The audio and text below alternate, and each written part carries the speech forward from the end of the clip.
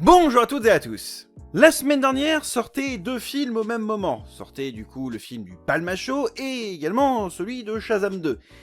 J'ai privilégié le film français et le blockbuster un petit peu plus tard. Cette semaine, nous allons du coup parler de cinéma, nous allons du coup parler des Trois Mousquetaires. Je déconne, bien évidemment qu'on va parler de Mario, vous croyez quoi? Que forcément je parlais d'un film français sans arrêt? Certainement pas. Mario ma gueule. Eh oui, Mario. En même temps, vu le t-shirt, je pense que ça se voit. Non mais sérieusement quoi, bien évidemment que je parlais de Mario. Générique.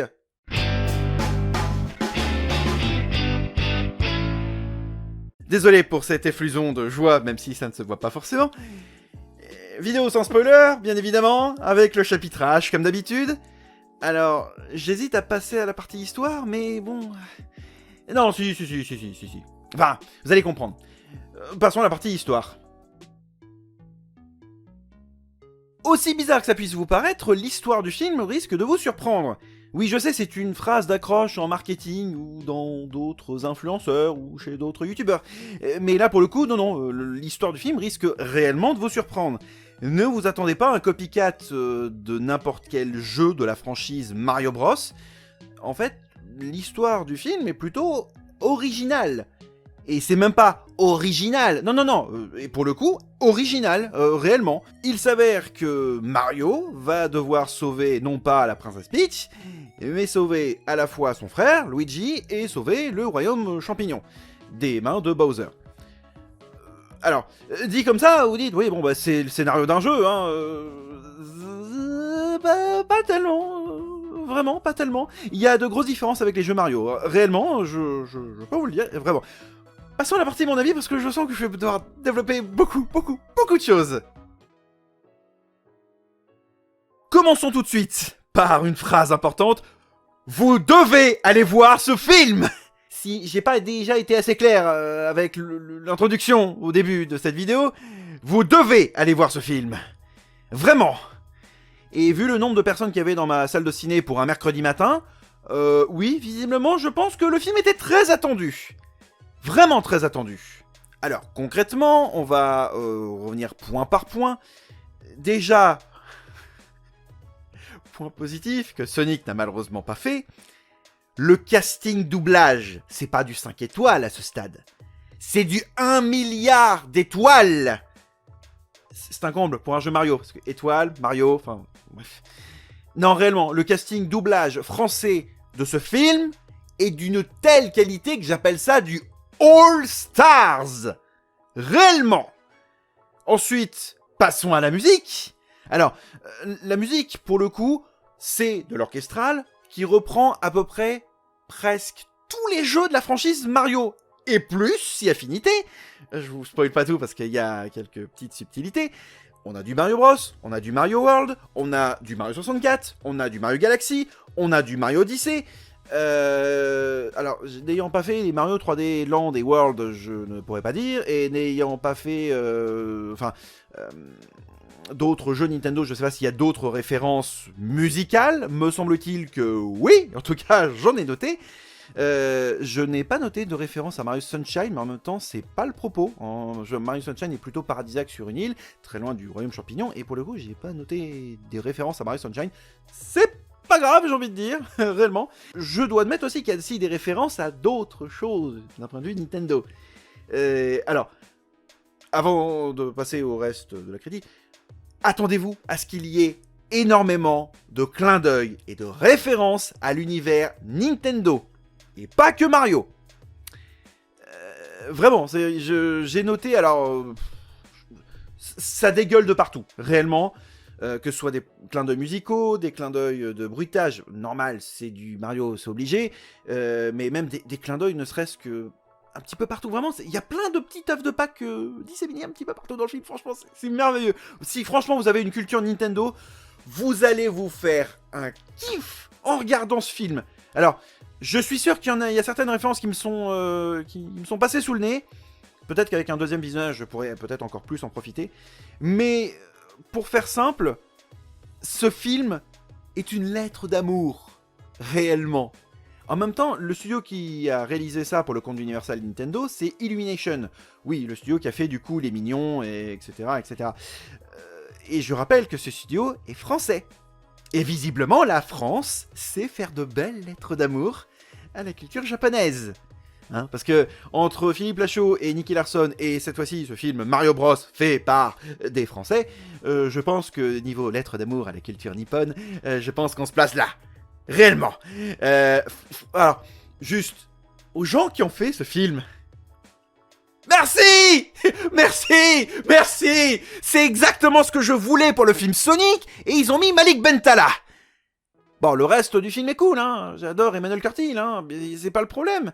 Il y a Malik Bentala, forcément que ça gâche tout. Là, ils ont compris. Ensuite, niveau histoire, on se retrouve face à une histoire qui n'est pas celle d'un jeu, à proprement parler. C'est ce que je disais dans d'autres vidéos où je parlais d'adaptation de jeux vidéo en cinéma. Là, on n'est pas face à l'adaptation directe d'un jeu vidéo, mais plutôt face à l'adaptation de l'esprit des jeux. On dirait presque, mais je pense que c'est ça, que c'est une préquelle en fait à tout l'univers Mario Bros. Et quelle préquelle! Waouh! Ça a vraiment de la gueule, réellement. Alors, je précise, hein, le film s'adresse à tout public. Il n'y a pas un gag en dessous de la ceinture, pas comme avec Astérix, visiblement. Hein, Guillaume Canet, prends-en de la graine. Voici comment on fait une adaptation. Ensuite, même si vous ne connaissez pas l'univers Mario, ce film s'adresse à vous, réellement. Autant si vous êtes petit, grand, enfin voilà, ça s'adresse à tout le monde, réellement. Et pas besoin d'être un grand fan ou un grand joueur de Mario. Tout le monde peut s'y retrouver, ça en fait un très bon dessin animé. Et il y a des petites, je vais pas dire prises de risque, mais il y a de très légers changements par rapport à l'œuvre de base, au niveau des personnalités de certains personnages, mais je l'accepte sans problème, parce qu'on apporte du lore, on apporte un petit peu de personnalité à des personnages qui, certains, sont totalement secondaires, et j'adore, franchement j'adore, l'histoire se tient, par contre, alors comme je dis, c'est bourré de clins d'œil, c'est bourré de références, mais pour le coup l'histoire se tient, elle est totalement crédible, elle pourrait être l'histoire d'un jeu vidéo, carrément. Donc, alors j'ai rien à reprocher au film, enfin... C'est un truc, mais je pinaille. Un peu trop court. Réellement, un peu trop court. Ça aurait été bien un tout petit peu plus long. Non, mais je vais pas bouder mon plaisir. Sincèrement, le film est très cool.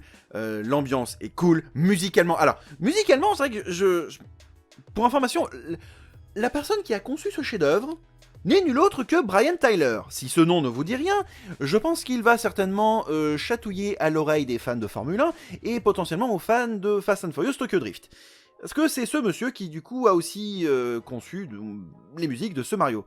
Je crois qu'il a aussi fait les musiques d'Iron Man 3, mais ceci est un autre débat. Bref, Brian Tyler a fait un boulot de dingue pour rendre hommage aux différentes musiques et aux différents thèmes musicaux de Koji Kondo. Franchement, voilà comment fallait faire une bonne adaptation de jeu vidéo. Non mais sincèrement, il faut le studio de base qui valide et qui travaille de consort avec le studio d'animation. Pas comme Paul W.S. Anderson avec Monster Hunter ou avec notamment Resident Evil. Pas comme aussi tout un tas d'autres films adaptés de jeux vidéo. Le premier qui me répond Need for Speed, je lui défonce sa gueule. Parce que clairement, le film Need for Speed n'est pas mauvais. Réellement. Si vous avez déjà joué à des jeux Need for Speed, clairement c'est loin d'être une adaptation catastrophique. Et si vous... Clairement, vous osez me répondre aussi, Prince of Persia, vous faites preuve de très grosse mauvaise foi, parce que c'est aussi loin d'être une adaptation catastrophique. Non, des adaptations catastrophiques, j'en ai vu, hein. La liste serait très longue. Tekken, c'est le premier qui me vient en tête. Tekken, franchement, c'est un des pires films adaptés de jeux vidéo que j'ai pu voir de ma vie. Sonic n'est pas un mauvais film. C'est juste que le doublage est à chier. C'est con, hein. Des fois, un bon film, ça tient à un détail. Hein, donc, malheureusement. Non, franchement, ce film Mario, un conseil, foncez. Musicalement, c'est cool. C'est bourré de références. L'histoire se tient. L'attitude des personnages, le doublage, tout.